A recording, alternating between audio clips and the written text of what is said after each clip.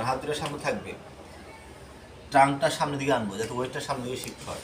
তারপর আমরা কী করবো, আমরা প্রথমে কয়েকবার আমরা এরকম করে নিব, রুগীর কয়েকবার এরকম করে নিব।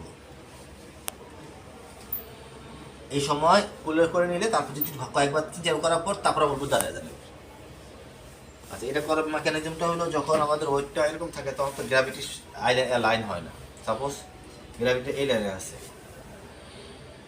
এদিকে থাকলে পরে আমার গ্র্যাভিটি লাইন থেকে আমি অনেক পিছনে আসি, যখন আমি সামনে আসলাম তখন লাইনের কাছাকাছি চলে আসলো গ্র্যাভিটিটা। এরপর আমি কি লাইনে যখন থাকতো ওয়েটটা সব বাইরে দিকে গেল। মেকানিজমটা হচ্ছে গ্র্যাভিটি লাইনে থাকলে ওয়েটটা শিফট করতে সুবিধা হয়। মেকানিজম বোঝা গেছে?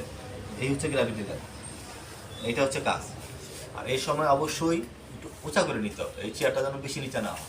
যত নিচে হবে তত তার বালিশের উপরে আমি একটা ভিডিও দেখি, মানে ওই আন্টির থেরাপি থেকে ভিডিও দেখতে বলছিলেন।